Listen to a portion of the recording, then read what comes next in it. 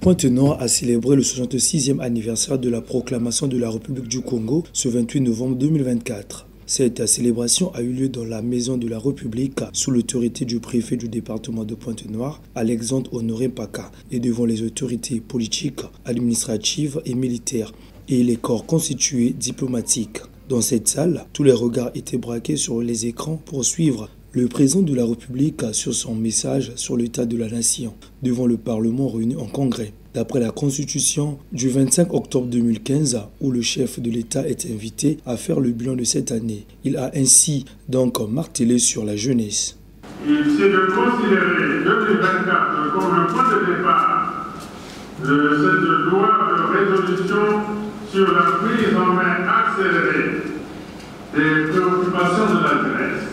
Nous portons un intérêt particulier aux pertinentes délibérations de l'emploi des uns au sein du secteur étatique au niveau national pour décentraliser avec la fonction publique et la fonction publique territoriale. Les autres, dans le secteur privé appelé lui aussi, appuyer ce processus.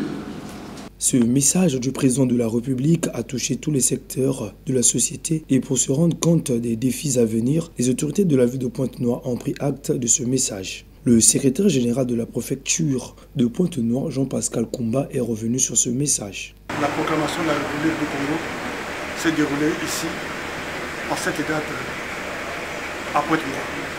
Donc, les élèves du lycée français Charlemagne, les lycées publics et privés du Pointe-Noire ont été mis au parfum, ont découvert l'histoire politique du Congo.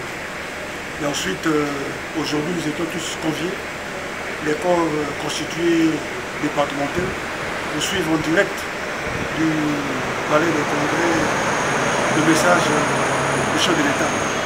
Un message pathétique qui a pris pratiquement 1h25 et il a scruté l'actualité nationale, voire internationale. Je commencerai par l'actualité nationale où il a épilogué longuement sur la jeunesse. Parce qu'en fait, la jeunesse, c'est l'avenir de demain.